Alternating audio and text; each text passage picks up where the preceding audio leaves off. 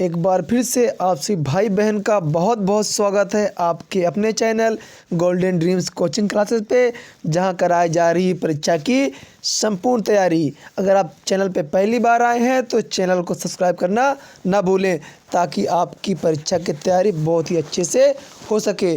काफ़ी दिनों से आपका लगातार कमेंट आ रहा था, सर हिंदी पे वीडियो बनाइए, हिंदी पे वीडियो बनाइए। तो आज आपको मैं हिंदी की एक बहुत ही इम्पोर्टेंट क्लास दे रहा हूँ। इसको आपको पूरा देखना है वीडियो को। इस क्लास के बाद आपके 10 से 15 नंबर कंप्लीट होने वाले हैं। तो एक वीडियो पे आपके 10 से 15 नंबर कंप्लीट होने वाले हैं, इसलिए आप लोग वीडियो को पूरा देखिएगा, जरा भी मिस ना करिएगा, ठीक है ना। तो चलिए शुरू करते हैं वीडियो। और हाँ, इस चैनल पे आपको संपूर्ण तैयारी कराई जाएगी, हर एक सब्जेक्ट तैयारी कराई जाएगी। आप परेशान ना हो, इसलिए आपने अगर अभी तक हमारे चैनल को सब्सक्राइब नहीं किया है तो सब्सक्राइब ज़रूर कर लीजिएगा, ठीक है। चलिए शुरू करते हैं वीडियो। चलिए सबसे पहले हम जान लेते हैं आधुनिक काल को, क्योंकि यहाँ से कई बार एक क्वेश्चन बन चुका है, ठीक है ना। आपका जो आधुनिक काल है, यहाँ से आपको 38 नंबर का क्वेश्चन बनता है, ठीक है ना, आधुनिक काल से।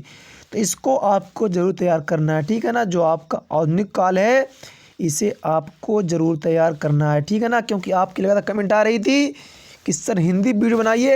ये आपकी जिम्मेदारी है कि हिंदी की वीडियो को भी आपको शेयर करना है।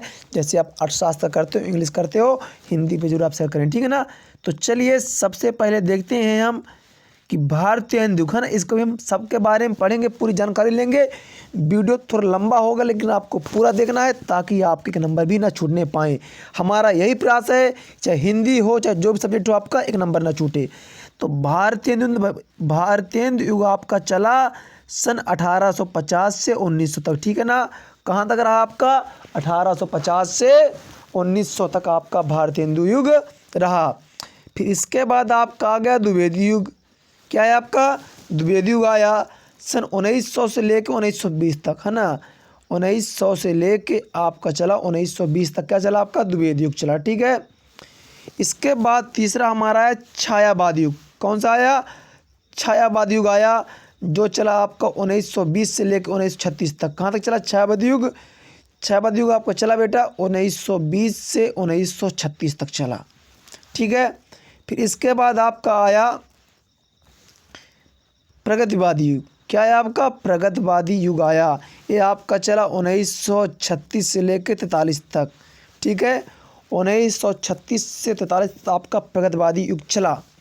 फिर इसके बाद आपका आया प्रयोगवादी युग। क्या है आपका? आया प्रयोगवादी युग आया आपका, जो चला आपका 1943 से लेके 1950 तक आपका चला प्रयोगवादी, ठीक है ना।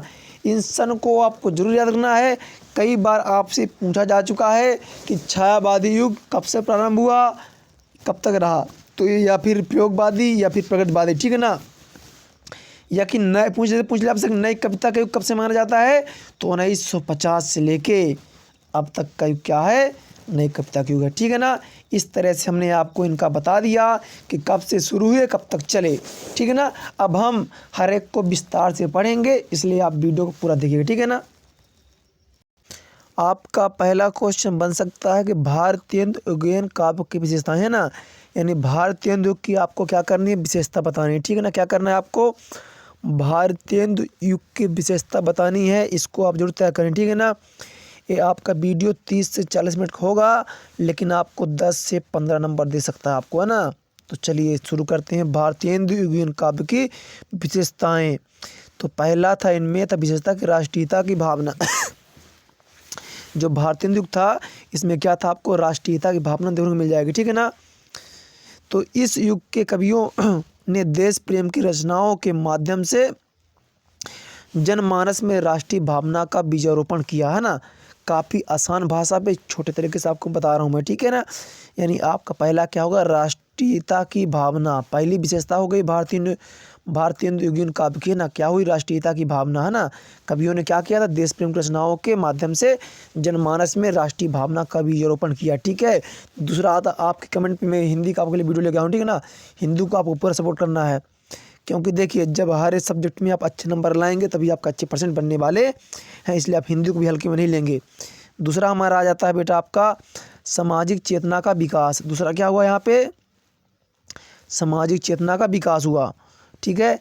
तो इस काल का काव्य सामाजिक चेतना का काव्य है। इस युग के कवियों ने समाज में फैला अंधविश्वास और सामाजिक रूढ़ियों को दूर करने के लिए कविताएं लिखी।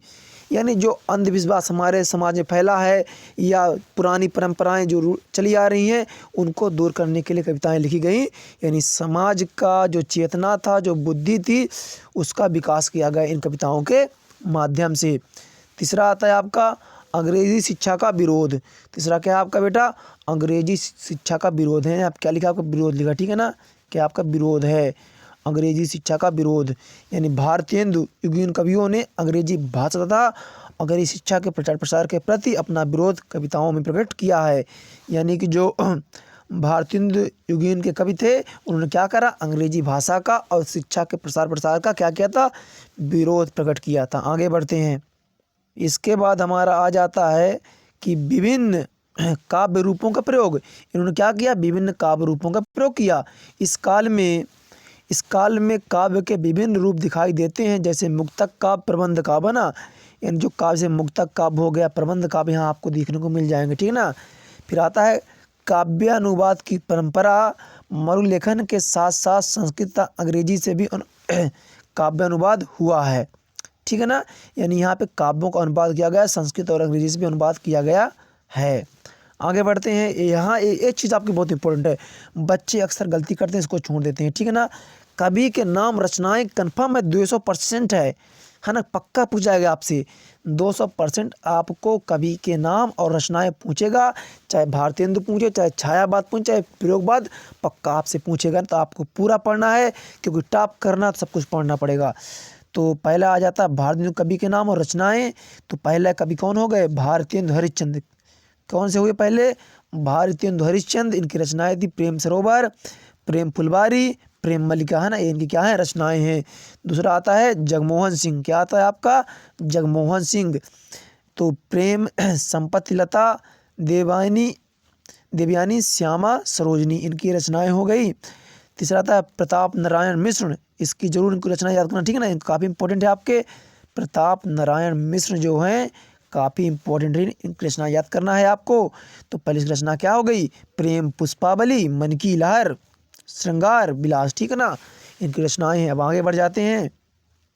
आपका आता है द्विवेदी युग। अब इस वीडियो में आपको पूरा संपूर्ण ग्रामर कराऊंगा, ठीक है ना, स्टेप बाय स्टेप करके। हमारी पहली क्लास हिंदी की, हम कई क्लासों को लेके हिंदी आपका संपूर्ण कराएंगे, क्वेश्चन आंसर ग्रामर जो भी इंपॉर्टेंट है सब कुछ कराएंगे। तो दूसरा हमारा आता है द्विवेदी युगीन कविताओं की विशेषताएं, है ना। द्विवेदी युग की जो कविताएं उनकी विशेषताएं आपको बतानी है। तो चलिए पहले विषय देखते हैं, देशभक्ति, ठीक है ना। पहली विशेषता क्या थी? देशभक्ति थी।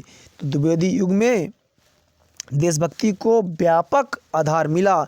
इस काल में देशभक्ति भी, है ना, विषयक लघु एवं दीर्घ कविताएं लिखी गई, है ना। तो पहला क्या विशेषता हुई? देशभक्ति की। यानी द्विवेदी युग में देशभक्ति को व्यापक आधार मिला था, ठीक है ना। इस काल में देशभक्ति विषयक लघु और दीर्घ कविताएं लिखी गई, छोटी भी लिखी गई और बड़ी भी लिखी गई। दूसरा था आपका अंधविश्वासों तथा रूढ़ियों का विरोध, है ना। इसमें जो था अंधविश्वास और रूढ़ियों का विरोध किया गया।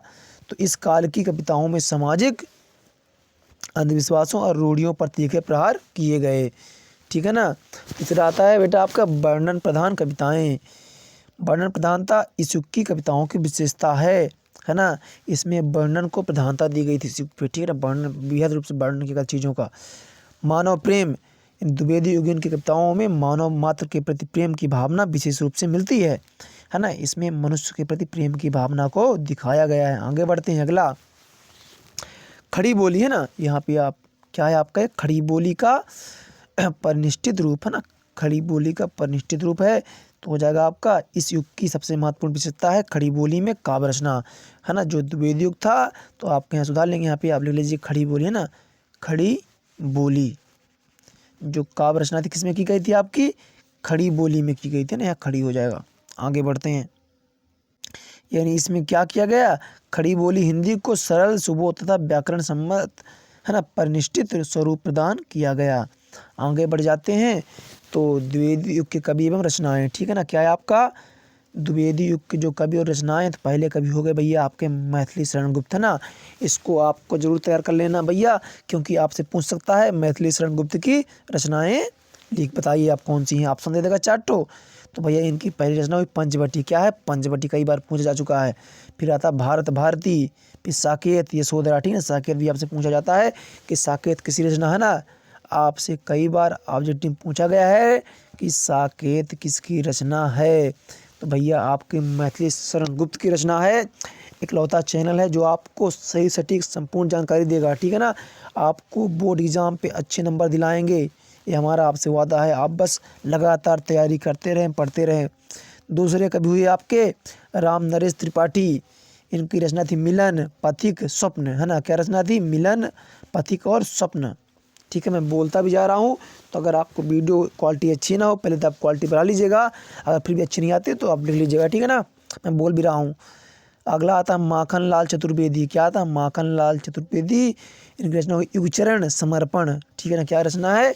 युगचरण समर्पण। अब आता भैया आपका छायावादी, काफ़ी इंपॉर्टेंट है।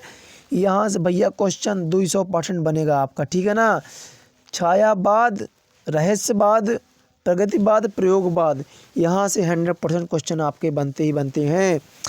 तो छायावाद की पहले विशेषता चलिए देखते हैं। तो व्यक्तिवाद की प्रधानता। छायावाद की हमारी पहली विशेषता क्या है? व्यक्तिवाद की प्रधानता है। तो भाई देखो यार, अगर आप टॉप करना चाहते हो तो समय निकाल के पढ़ो भाई, अब तैयारी शुरू कर दो यार, है ना। जो भी 30-40 वीडियो हो आप देखें, क्योंकि दिन भर आप मोबाइल चलाते ही हो, तो कम से कम अपने काम की चीज़ देखोगे ना, आपका तैयारी भी हो जाएगा और अच्छे नंबर भी आ जाएंगे। ठीक है ना। अगर आप पीडीएफ ले भी लोगे तो पीडीएफ क्या करते हो, कभी नहीं पढ़ते हो। अगर वीडियो देखोगे, कुछ सुनोगे, यहीं से लिखने की आदत डालो। वीडियो देखो और लिखने की आदत डालो, आपकी अच्छी पढ़ने की आदत पड़ जाएगी। तो पहला विशेषता क्या है आपका? व्यक्तिवाद की प्रधानता। पहली विशेषता क्या हुई आपकी? व्यक्तिवाद की प्रधानता। तो छायावाद में क्या होता है? छायावाद में व्यक्तिगत भावनाओं की प्रधानता है ना। वहाँ कवि अपने सुख दुख एवं हर्ष शोक को ही वाणी प्रदान करते हुए खुद को, इसमें क्या है? व्यक्तिवाद की प्रधानता है। जो कवि है अपना सुख दुख, है ना, या उत्साह या शोक को ही वाणी प्रदान करते हुए खुद को अभिव्यक्त करते हैं, यानी वो यहाँ पे अपनी भावनाओं को व्यक्त कर सकते हैं। दूसरा है श्रृंगार भावना। क्या है आपकी? श्रृंगार भावना। तो भैया छायावादी काव्य मुक्तः श्रृंगारी काव्य है। जो छायावादी काव्य कैसा है? श्रृंगारी काव्य है, किंतु उसका श्रृंगार अतीन्द्रिय सूक्ष्म श्रृंगार है। छायावाद श्रृंगार उपभोग की वस्तु नहीं, अपितु कौतूहल और विस्मय का विषय है। उसकी अभिव्यंजना में कल्पना और सूक्ष्मता है। ठीक है ना, यहाँ पे एक लाइन है जो याद रखें कि छायावाद श्रृंगार उपभोग की वस्तु नहीं है। ठीक है ना, जैसे कि बहुत सारे में जो श्रृंगार को उपभोग माना गया है, तो छायावाद में श्रृंगार उपभोग की वस्तु नहीं है, परंतु कौतूहल और विस्मय का विषय है। उसकी अभिव्यंजना में कल्पना और सूक्ष्मता है। आगे बढ़ते हैं। सौंदर्य अनुभूति, है ना। क्या है आपका? सौंदर्य अनुभूति। यहाँ सौंदर्य का अभिप्राय काव्य सौंदर्य से नहीं, यहाँ सौंदर्य का अभिप्राय काव्य सौंदर्य से नहीं, सूक्ष्म आंतरिक सौंदर्य से है ना। यहाँ पे जो सौंदर्य का अभिप्राय है काव्य सौंदर्य से नहीं है, काव्य की शोभा नहीं बढ़ाना, बल्कि सूक्ष्म आंतरिक सौंदर्य से है। बाह्य सौंदर्य की अपेक्षा आंतरिक सौंदर्य के उद्घाटन में उसकी दृष्टि अधिक रहती है। सौंदर्योपासक कवियों ने नारी के सौंदर्य को नाना रंगों का आचरण पहनाकर व्यक्त किया है ना। यहाँ पे जो नारी का सौंदर्य है उसको विभिन्न रूपों में व्यक्त किया गया है। ठीक है ना, सौंदर्य में इसमें काव्य का शोभा न बढ़ा के, काव्य की सुंदरता को न बढ़ा के नारी के सौंदर्य पे ध्यान दिया गया है। आगे बढ़ते हैं। नारी के प्रति नवीन भावना। छायावाद में श्रृंगार और सौंदर्य का संबंध मुख्यतः नारी से है। रीतकालीन नारी की तरह छायावादी नारी प्रेम की पूर्ति का साधन मात्र नहीं है। ठीक है ना, यहाँ पे जो है नारी की एक नवीन भावना प्रस्तुत की गई है। जिस प्रकार से रीतिकाल में क्या हुआ था कि कवियों ने प्रेम की पूर्ति का साधन समझा नारी को, बट यहाँ ऐसा नहीं है। वह इस पार्थिव जगत की स्थूल नारी न होकर भाव जगत की सुकुमार देवी है। यहाँ पे देवी माना गया है। ठीक है ना, आता है अभिव्यंजना शैली। छायावादी कवियों ने अपनी भावनाओं को व्यक्त करने के लिए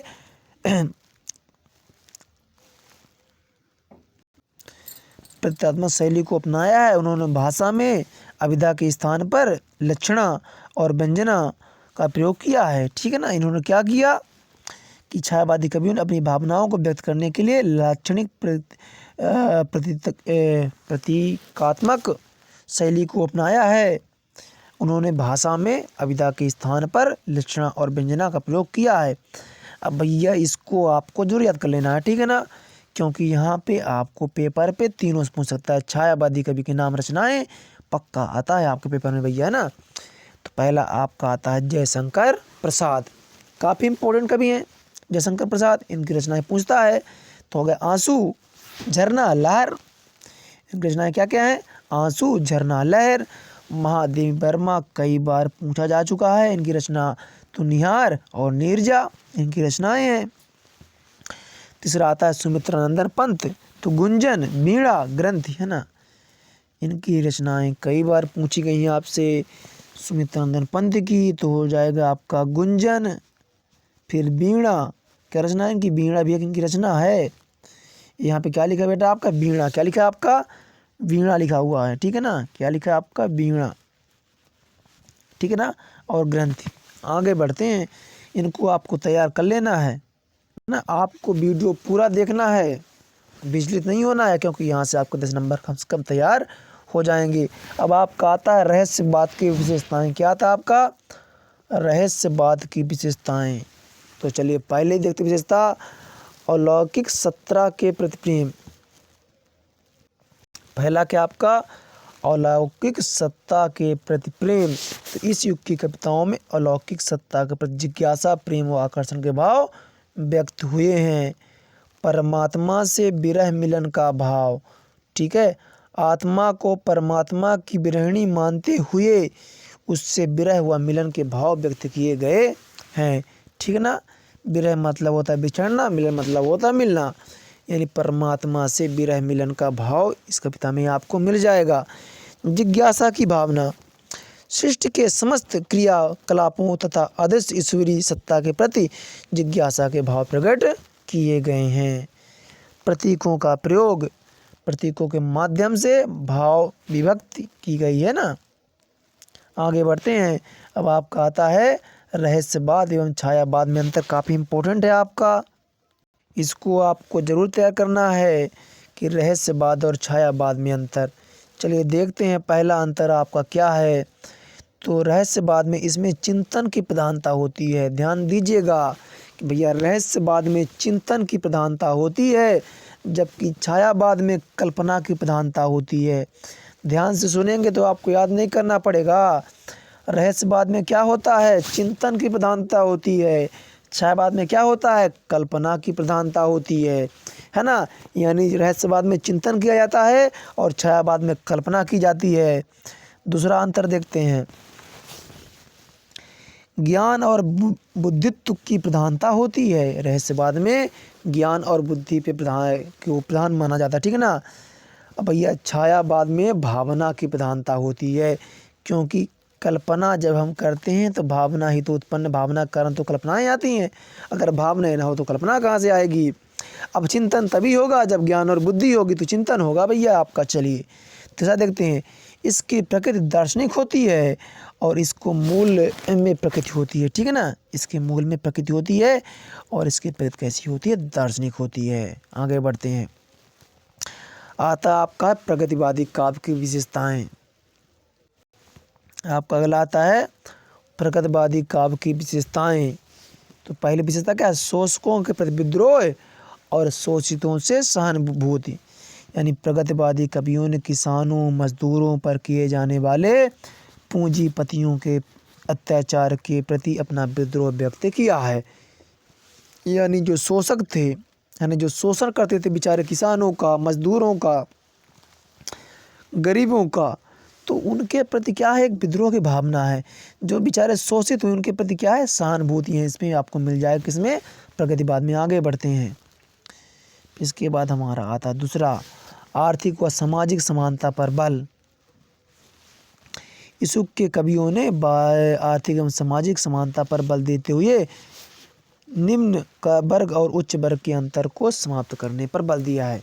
यानी इन्होंने कहा कि निम्न वर्ग और उच्च वर्ग को एक समान होना चाहिए, है ना, सबका साथ देना चाहिए। अगला आता है कि नारी शोषण के विरुद्ध मुक्ति का स्वर। प्रगतिवादी कवियों ने नारी के को भोग की वस्तु नहीं समझा, वरन उसे सम्मानजनक स्थान दिया है। नारी को शोषण से मुक्त कराने हेतु भी इन्होंने प्रयास किए। इस युग पे नारी शोषण के विरुद्ध युक्त का स्वर है ना, विरुद्ध मुक्ति का स्वर, यानी जो नारी शोषण हो रहे थे इसका विरोध इसमें किया गया है, प्रयास किए गए, ठीक है ना। ईश्वर के प्रति अनास्था। इस काल के कवियों ने ईश्वर के प्रति अनास्था का भाव व्यक्त किया है। वे ईश्वरीय शक्ति की तुलना में मानवीय शक्ति को अधिक महत्व देते हैं ना। जो इस काल कवि थे तो उन्होंने उस पर ईश्वर पे आस्था नहीं रखी है, उन्होंने मनुष्य की शक्ति पे ज़्यादा जोर दिया। अगला आता है प्रतीकों का प्रयोग। तो अपनी भावनाओं की स्पष्ट अभिव्यक्ति के लिए इस काल के कवियों ने प्रतीकों का सहारा लिया है। इसमें प्रतीकों का बहुत ज़्यादा प्रयोग किया गया। अगला आया, अब इसके देखिए कवि और रचनाएं। ये बहुत इंपॉर्टेंट, मैं बार बोल रहा हूँ, आपका चाहे रहस्यवाद हो चाहे प्रयोगवाद हो, कवि और उनकी रचनाएं जरूर याद कर लेना है। तो पहला नागा अर्जुन, युगधारा, सतरंगे पंखों वाली। फिर आते हैं त्रिलोचन, धरती मिट्टी की बारात। त्रिलोचन रचनाएं क्या हैं? धरती और मिट्टी की बारात। भैया देखो सुमित्रानंदन पंत की जरूरत कर लेना, ठीक है ना, आपको सुमित्रानंदन पंत की जरूरत कर लेनी है। युगवाणी ग्राम्य, ठीक है ना। आगे बढ़ते हैं, आपका आता है प्रयोगवादी। क्या आता है आपका? प्रयोगवादी आता है। तो प्रयोगवादी का विषय देखते हैं। तो नवीन उपमानों का प्रयोग। प्रयोगवादी कवियों ने पुराने एवं प्रचलित उपमानों के स्थान पर नवीन उपमानों का प्रयोग किया है। वे मानते हैं कि काव्य के पुराने उपमान बासी पड़ चुके हैं, ठीक है ना। यानी जो पुराने प्रतीक थे, उपमान थे, उनके स्थान पर इन्होंने नए उपमानों का प्रयोग किया है, ठीक है, नए प्रतीकों का प्रयोग किया। उनका मानना है कि जो पुराने उपमान थे बासी पड़ चुके हैं, कुछ आधुनिकता लाई जाए, नई चीज़ें लाई जाएं। निराशावाद की प्रधानता। इस काल के कवियों ने मानव मन की निराशा, कुंठा व हताशा का यथातथ रूप से वर्णन किया है। इस काल में जो कवियों ने जो मनुष्य के निराशा थी, कुंठा, हताशा थी, इसका यथावत रूप से वर्णन किया है। आगे बढ़ते हैं। तीसरा आपका आता है लघु मानववाद की प्रधानता, ठीक है ना। यहाँ पे क्या लिखा आपका? लघु मानव, ठीक है ना, लघु मानव, ठीक है। तो लघु मानववाद की प्रधानता। इस काल के कविताओं में मानव से जुड़ी प्रत्येक वस्तु को प्रतिष्ठा प्रदान की गई है तथा उन्हें कविता का विषय बनाया गया है, ठीक है। आगे बढ़ते हैं। अहम की प्रधानता। फ्रायड के मनोविश्लेषण से प्रभावित एक कवि अपने अहम को अधिक महत्वपूर्ण मानते हैं। मुक्त छंदों का प्रयोग। प्रयोगवादी कवियों ने अपनी कविताओं के लिए मुक्त छंदों का चयन किया है, ठीक है। आगे बढ़ते हैं। व्यंग्य की प्रधानता। इस काल के कवियों ने व्यक्ति व समाज दोनों पर अपनी व्यंग्यात्मक लेखनी चलाई है। चलिए कवियों का नाम देखते हैं। तो कवि हो गए आपके गिरिजा कुमार माथुर, धूप के धान, नाश और निर्माण, मुक्तिबोध, चाँद का मुँह टेढ़ा, भूरी भूरी खाक धूल। आगे बढ़ते हैं। नई कविता की विशेषता देखते हैं, ठीक है। नई कविता की विशेषता। तो लघु मानववाद की प्रतिष्ठा। पहली विशेषता क्या है? लघु मानववाद की प्रतिष्ठा। तो मानव जीवन को महत्वपूर्ण मानकर उसे अर्थपूर्ण दृष्टि प्रदान की गई। दूसरा, प्रयोगों में नवीनता।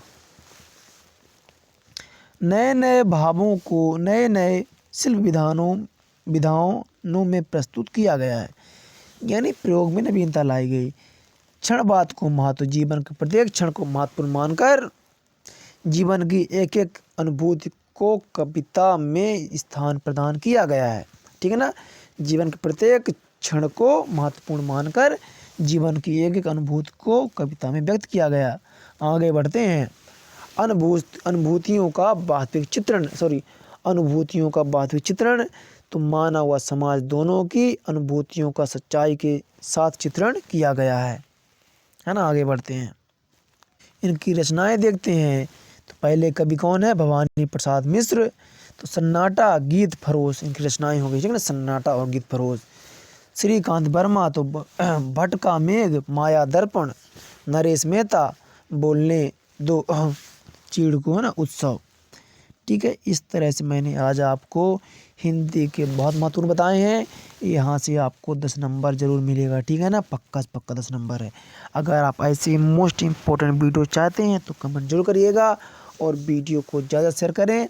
अगर अभी तक आपने चैनल सब्सक्राइब नहीं किया, सब्सक्राइब जरूर कर लीजिए। मिलते हैं अगले वीडियो पे, तब तक पढ़ते रहिए।